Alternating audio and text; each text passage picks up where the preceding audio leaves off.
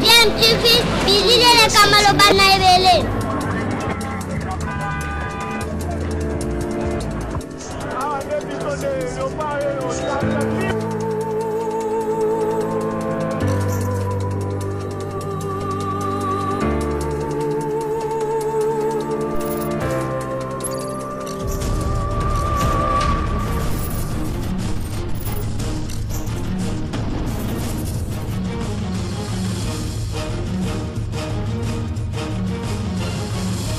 DMTV toujours en avant. Sur DMTV, bonjour ou bonsoir, tout dépend de l'heure à laquelle vous nous suivez. Tout plaisir est pour nous de vous retrouver, mais surtout de savoir que vous êtes nombreux en train de suivre votre chaîne YouTube DMTV.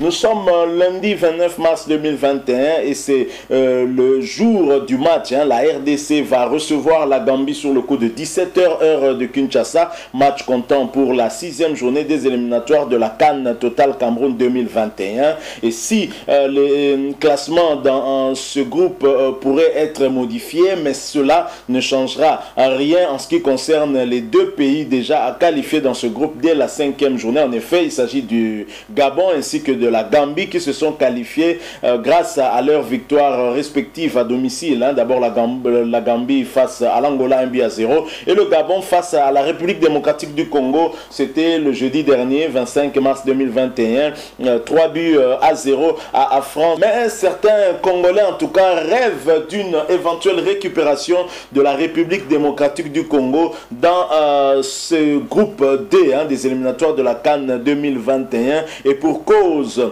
selon un article en tout cas paru dans les médias par Orange Football Club, la Gambie pourrait se voir être sanctionnée par le tribunal arbitral du sport après les incidents qui avaient eu lieu à Banjul.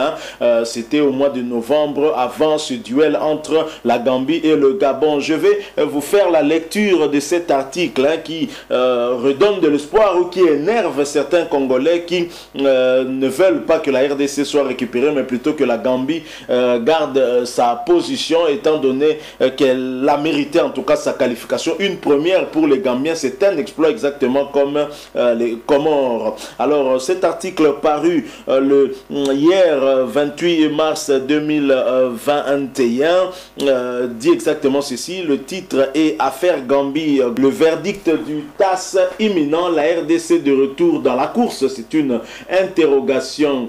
Alors vers une sanction pénalisant la Gambie dans le groupe D des éliminatoires de la CAN 2022. La décision du tribunal arbitral du sport est attendue incessamment suite aux graves incidents survenus en novembre dernier à l'aéroport de Banjul.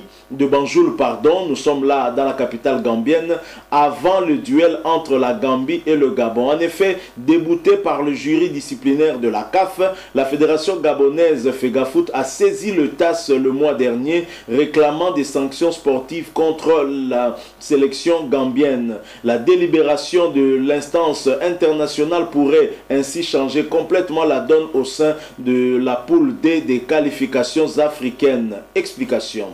L'affaire avait fait couler beaucoup d'encre en novembre dernier, à la veille du duel capital des éliminatoires de la CAN 2022 qui a mis aux prises la Gambie et le Gabon le 16 novembre 2020 dernier à Banjul.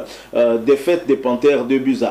Les joueurs de la sélection gabonaise avaient été bloqués durant plusieurs heures à l'aéroport à leur arrivée au pays des Scorpions. D'après plusieurs médias gabonais, les passeports des joueurs et de tout le staff aurait été confisqué par les autorités locales. Ces dernières auraient par la suite disparu pendant plusieurs heures, ce qui a obligé les joueurs gabonais à passer la nuit dans le hall de l'aéroport et à dormir à même le sol.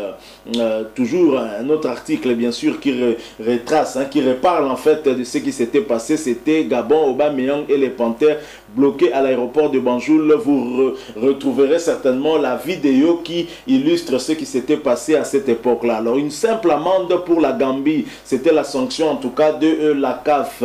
Battu 2-1 sur le terrain, Aubameyang et ses Panthères avaient ensuite saisi la CAF CAF afin de dénoncer l'attitude antisportive de leur hôte. Toutefois, et alors qu'ils espéraient que la rencontre soit à donner à rejouer ou perdue par les locaux sur tapis vert, les Gabonais ont été déboutés par le jury disciplinaire de la CAF qui a infligé une simple amende aux Scorpions et rejeté leur appel. Un autre article qui vous intéressera, ce sera éliminatoire CAN 2022, tous les résultats et classement bien sûr. Après cette 5e journée, à partir d'aujourd'hui, ce sera déjà la 6e journée. Dans ce même dossier, le Gabon a même dû passer à la caisse. La CAF n'a pas apprécié les tweets postés durant la rétention de plusieurs des joueurs par Pierre-Emerick Aubameyang et a infligé une amende de 10 000 $ américains au buteur vedette de la sélection gabonaise. Sur le compte Twitter, l'attaquant d'Arsenal et le capitaine de la sélection a notamment relaté cet incident dénonçant des pratiques d'intimidation. 2020 et on veut que l'Afrique grandisse. Ce n'est pas comme ça qu'on va y arriver. Ça ne nous démotivera pas, mais il faut que les gens sachent et surtout que la CAF prenne ses responsabilités, avait-il posté. Donc voilà, suite à ces sanctions jugées injustes par la Fédération gabonaise de football, la FEGAFOOT a annoncé le 18 février dernier à travers un communiqué qu'elle a interjeté appel de la décision de la CAF devant le tribunal arbitral du sport.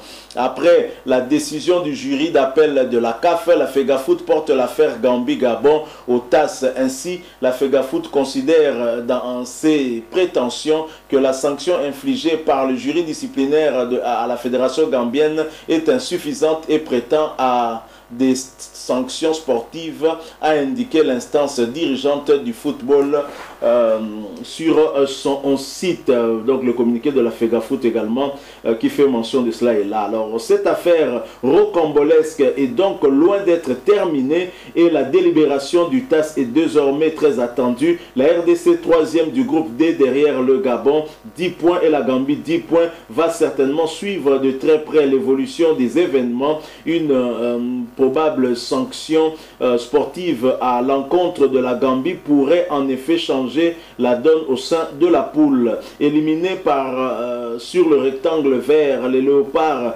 pourraient réintégrer la course pour la qualification à la CAN par voie judiciaire. Si après en tout cas le classement actuel dans le groupe D, bien évidemment. En première position, nous avons le Gabon 10 points. La Gambie vient avec 10 points également. Goal différence qui fait que le Gabon soit en tête. La RDC 6 points et l'Angola 1 petit point. Donc, il ne reste plus que les matchs d'aujourd'hui. L'Angola va recevoir le Gabon et la RD Congo recevra la Gambie. Des matchs en tout cas qui n'auront pas d'incidence sur les qualifiés, mais qui peut avoir des incidences sur le classement, car la Gambie pourrait se retrouver première en cas de victoire contre la RDC au cas où le Gabon n'arrivait pas à battre l'Angola. Donc voilà, les Congolais peuvent en tout cas attendre cette décision du tribunal arbitral du sport. Il faut dire, pour revenir à ce qui s'était passé la veille du match entre la Gambie et le Gabon, nous avons fustigé le comportement des Gambiens ici et nous avons même aussi fustigé le comportement de la CAF qui n'a pas sévèrement sanctionné la Gambie, et ceci a fait que d'autres nations ont par la suite emboîté le pas justement à ce que les Gambiens avaient fait. Il suffit en tout cas de faire ce genre de pratique, d'avoir ce genre de comportement pour intimider, défavoriser l'adversaire et surtout démobiliser l'adversaire la veille d'un match.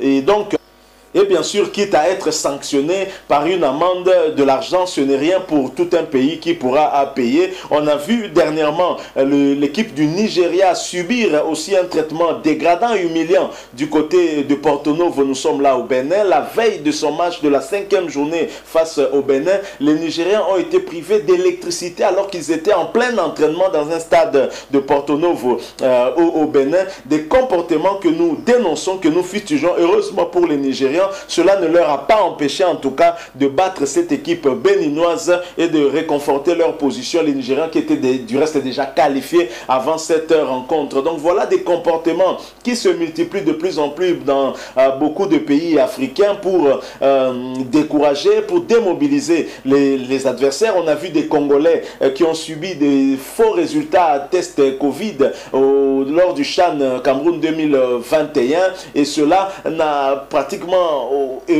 offusqué personne jusqu'à la veille du match des quarts de finale contre le Cameroun, et ce match qui a révélé finalement que les tests étaient manipulés, étaient des faux tests, des faux résultats du moins, mais la République démocratique du Congo elle-même qui restait attentiste et qui subissait jusqu'à ce qu'on puisse éliminer en tout cas la majorité des joueurs de l'équipe nationale et même le staff technique pour que finalement qu'on se rende compte que c'était des moyens utilisés par le Cameroun pour affaiblir la République démocratique du Congo. Voilà que le Bénin vient de récidiver en mal l'équipe du Nigeria lors de sa séance d'entraînement en lui coupant l'électricité puisque c'était un entraînement en tout cas à nocturne, et les Gambiens ont usé également de ces moyens pour affaiblir l'équipe du Gabon. Visiblement ça avait réussi, ça a affecté le mental des Gabonais et qui n'ont pas réussi à s'en sortir avec un petit point du côté de Banjul. C'est quand même à dénoncer. Bon, c'est vrai, maintenant il y a beaucoup de Congolais qui disent laisser la Gambie. Ah non,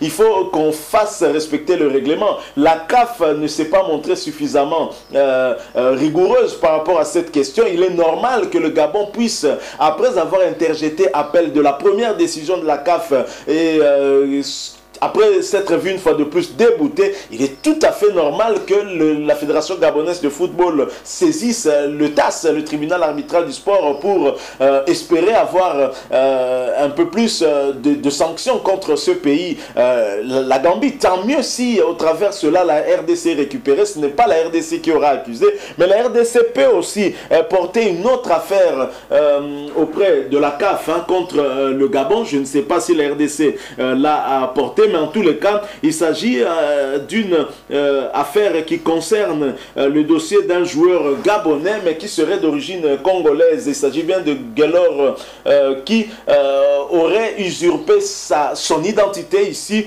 Il s'appelait au nom de Kyaku, et là-bas, il a changé d'identité, est devenu gabonais, né au Gabon, alors qu'il est né ici à Kinshasa. C'est un dossier dont on parle aussi beaucoup dans les réseaux sociaux. Mais est-ce que la RDC l'a porté au niveau de la CAF? Est-ce qu'il y a réellement des éléments qui prouvent qu'effectivement ce joueur ou la fédération gabonaise aurait usé d'une usurpation d'identité d'un de ses joueurs?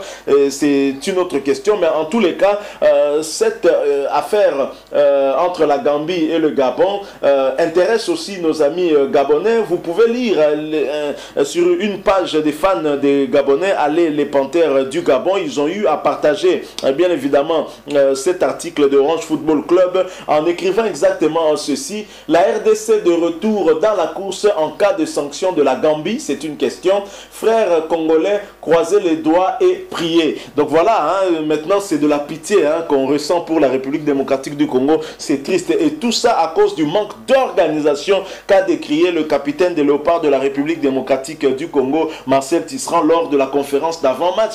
Il n'a pas eu sa langue dans sa poche. Marcel Tisserand a fustigé en tout cas le manque d'organisation par rapport à ceux qui ont la charge de diriger le football dans notre pays, aussi la part du gouvernement, parce qu'il n'y a pas d'infrastructure adéquate pour permettre à l'équipe nationale de s'entraîner comme il se doit. La pelouse synthétique du Stade des Martyrs est à changer. C'est une pelouse qui met même les joueurs en danger, et vous vous souvenez du match de la 3e journée face à l'Angola, Arthur Masuaku n'a pas voulu répondre présent à cause d'une légère blessure qu'il avait et qui aurait pu être aggravée par l'état de cette pelouse synthétique. Nous allons donc suivre ce dossier du côté du TAS. Tant mieux si la Gambie peut être plus sanctionnée sportivement et que la RDC peut être récupérée, tant mieux. Ceux qui disent non, laissez la Gambie, la RDC a été éliminée en U23 parce qu'on nous a sanctionné à cause d'un joueur, d'un problème encore d'identité, toujours d'un joueur congolais. On se rappelle du Rwanda qui a été éliminé également au détriment du Congo-Brazza à cause des Tadi Akiti et Tekiama. Kabila, au Rwanda devenu Dadi Birori. Et donc ne demandez pas à la RDC de ne pas suivre ce genre de dossier. Nous allons suivre, hein, quitte à arranger ce qui a arrangé un peu plus tard. Voilà, nous sommes arrivés à la fin. Bien sûr, vous allez vous faire votre propre opinion et nous laisser cette opinion à travers un commentaire. Si vous avez aimé, merci de liker. Hein. Merci aussi de vous abonner à cette chaîne DMTV. Et n'oubliez pas d'activer la notification juste en cliquant sur cette petite cloche qui vous permettra de ne plus rien manquer des prochaines vidéos que nous allons vous proposer. Encore une fois, merci à vous. Nous espérons vous retrouver très prochainement avec un autre sujet. En attendant, portez-vous bien. DMTV vous dit au revoir.